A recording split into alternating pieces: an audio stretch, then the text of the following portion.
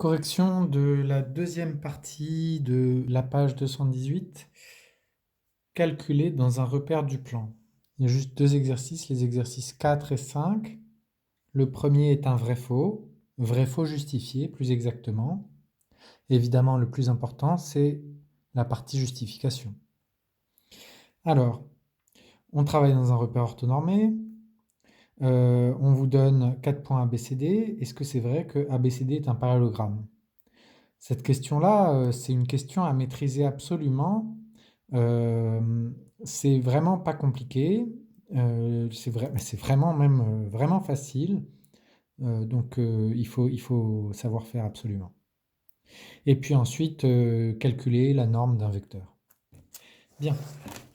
C'est très simple aussi. Calculer la norme d'un vecteur, c'est peut-être moins important, mais c'est tout aussi simple. L'exercice 4 est vraiment très important. On a 4 points A, B, C, D, donc je vais recopier les coordonnées. A, on me dit que c'est moins 2, 2. B, c'est moins 6, 5. Et du coup, si je calcule le vecteur AB, ses coordonnées sont...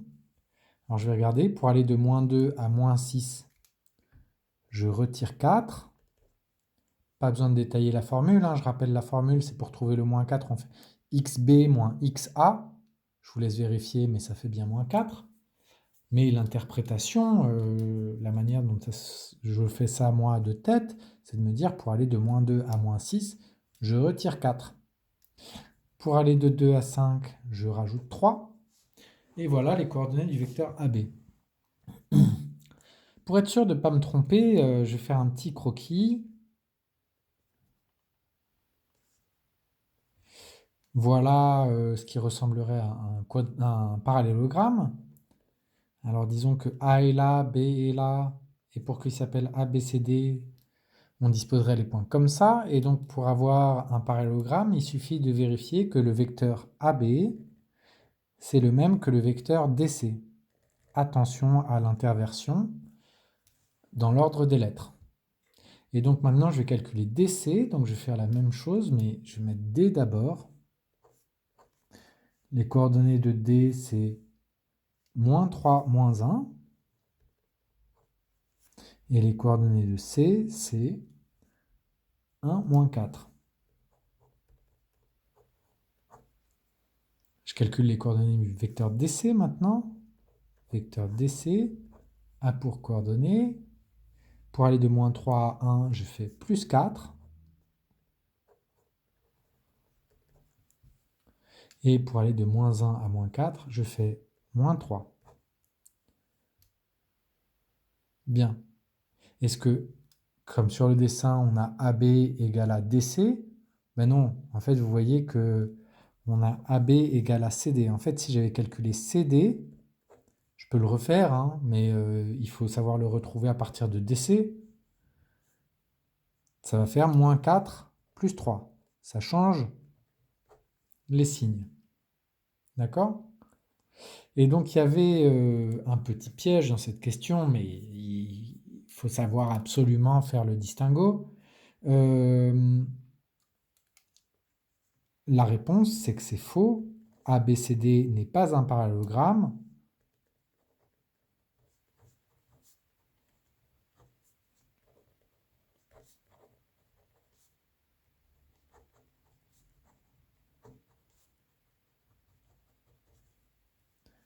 Pourquoi? Ben parce que quand j'ai calculé AB, j'ai pas trouvé la même chose que DC. Et je peux ajouter, pour faire un peu de zèle, en revanche,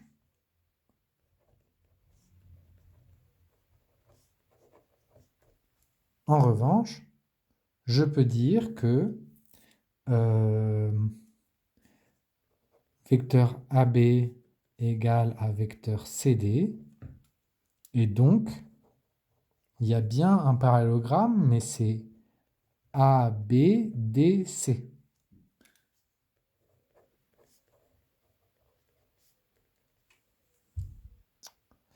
Voilà pour la question 4, petit a.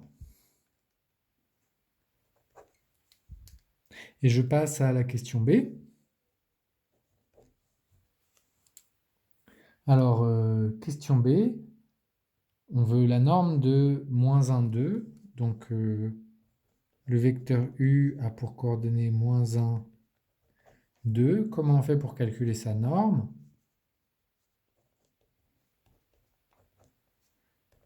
Eh bien, on fait moins 1 au carré. Allez, on va le faire de tête. Ça fait 1. Plus 2 au carré.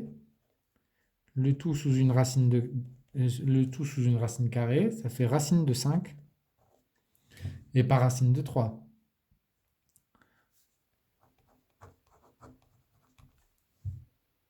Donc, c'était également faux.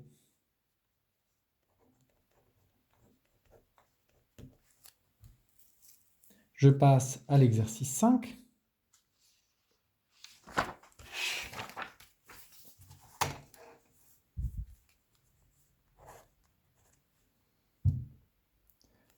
Dans le plan ramené à un repère orthonormé, on considère 3 points A, B, C et on demande de calculer AB, BC, AC. Allons-y.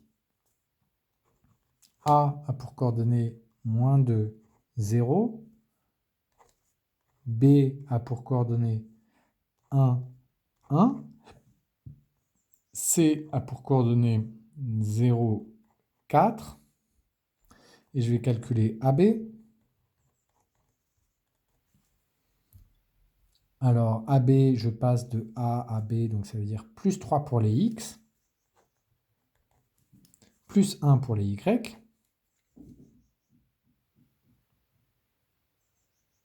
Et pour calculer maintenant BC, je vais dire là, de B à C, pour les X, ça fait moins 1. Pour les Y, ça fait plus 3. Et enfin, AC, pour passer de moins 2 à 0, pour les X, ça fait plus 2. Et pour les Y, ça fait plus 4. OK? Bien. Alors, ça, c'était la question A. Je passe à la question B. Quelle est la nature du triangle ABC? Alors, la question est un peu vague, mais ce qu'il faut penser, c'est que éventuellement, il faudrait regarder si le triangle ABC peut être isocèle, peut être équilatéral, peut être rectangle. Et tout ça, c'est des histoires de longueur, parce que isocèle, ça veut dire que deux des longueurs sont égales. Équilatéral, ça veut dire que les trois longueurs sont égales. Et puis rectangle, pour le savoir, on utilise la réciproque du théorème de Pythagore, qui dit, eh ben, si on fait le carré d'une longueur plus le carré d'une autre longueur, on doit obtenir le carré de l'hypoténuse. Du coup, à chaque fois, c'est des longueurs, donc on va calculer les longueurs des côtés du triangle. Alors, à chaque fois, on va utiliser la formule de la norme qu'on vient d'utiliser dans l'exercice 4.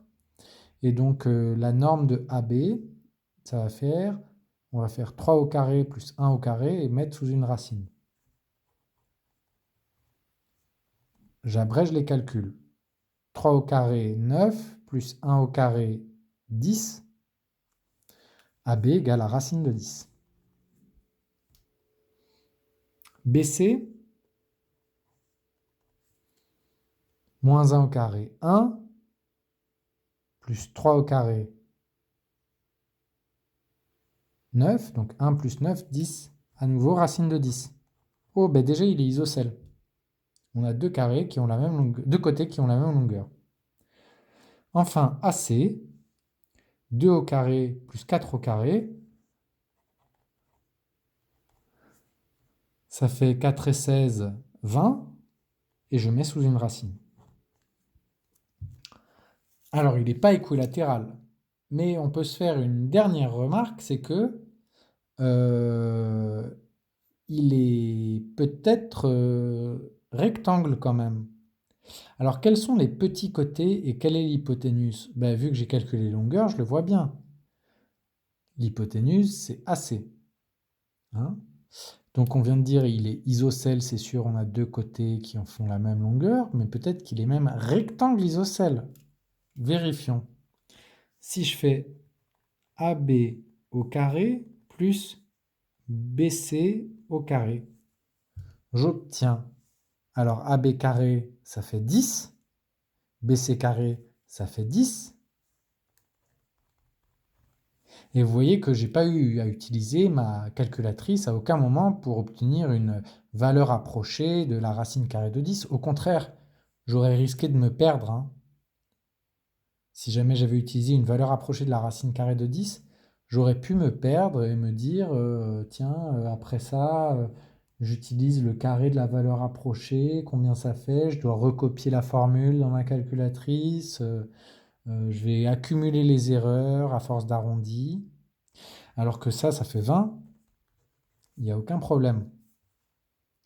Ben, c'est exactement comme AC carré.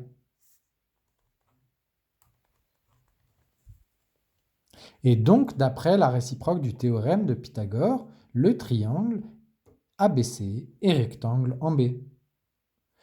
Donc, c'est bien ça, on a affaire à un triangle rectangle isocèle en B. Hein. Et c'est-à-dire qu'on est dans ce genre de situation-là. A, B, C. Voilà à quoi ça ressemble un triangle rectangle isocèle. Je vais utiliser ma règle pour le tracer, mais hop.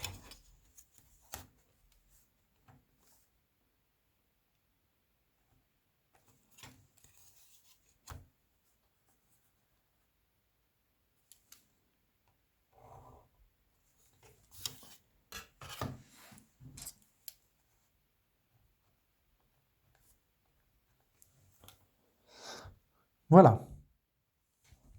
Alors, ça c'était pour la question B. Et je passe à la question C. On me dit de déterminer les coordonnées du point D telles que BD égale à BA plus BC. Alors, BD égale à BA plus BC, je peux peut-être calculer les coordonnées du vecteur BD déjà, mais on va voir d'abord ce à quoi correspond ce point D sur la figure. Donc ici, on m'explique comment passer du point B au point D. En faisant d'abord, je pars du point B, j'applique le vecteur BA, je me retrouve là, au point A. Et ensuite, j'applique le vecteur BC, et du coup, je me retrouve là, au point D. Et là, j'ai une forte suspicion que le quadrilatère ABCD soit un carré. Alors, il va falloir justifier tout ça, bien sûr. Hein. Bon, allons-y. BA, qu'est-ce que c'est? Ben, j'ai calculé AB juste au-dessus, là, c'est 3, 1. Donc, BA, c'est le vecteur opposé, c'est moins 3, moins 1. Et puis, BC, j'ai calculé BC ici directement, c'était moins 1, 3. OK, donc BD, pour avoir le x, je vais ajouter les x. Moins 3 plus moins 1, ça fait moins 4.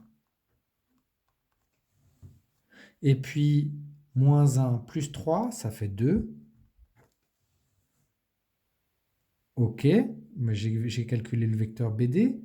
Et du coup, comment je fais pour calculer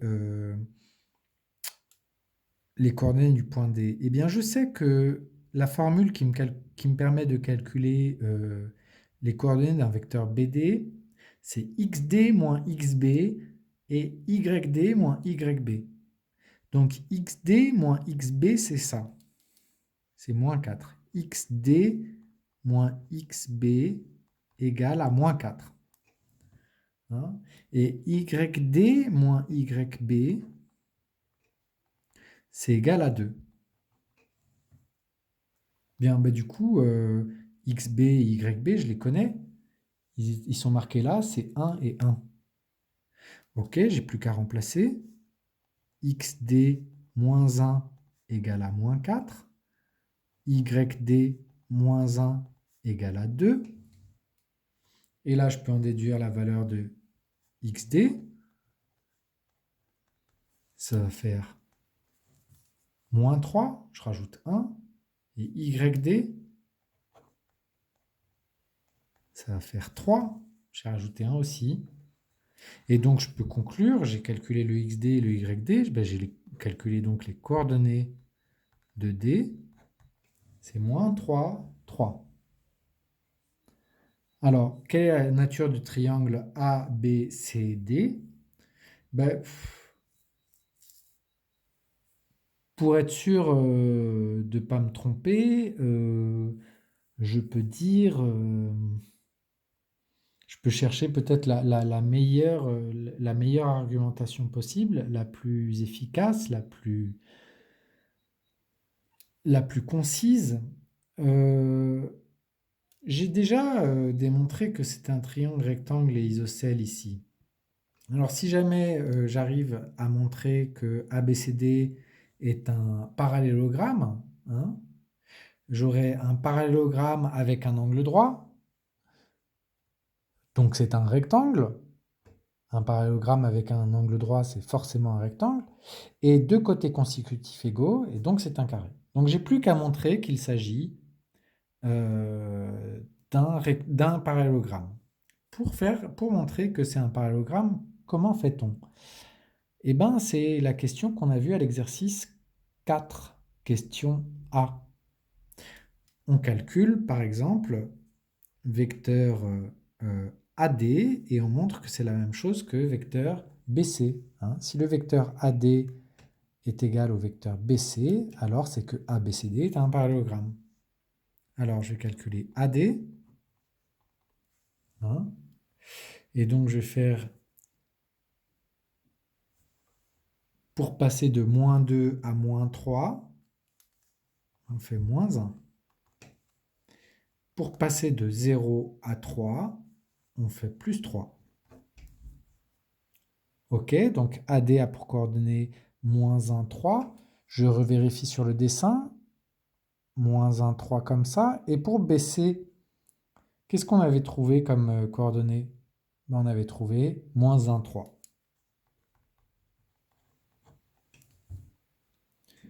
Voilà, donc j'ai bien réussi. Je termine à l'oral. Vecteur AD égale à vecteur BC. Donc, le quadrilatère ABCD est un parallélogramme. En outre, l'angle en B est droit. Donc, c'est un rectangle. Enfin, les deux côtés consécutifs AB et BC ont même longueur. Donc, ABCD est un carré. Voilà pour cette deuxième partie.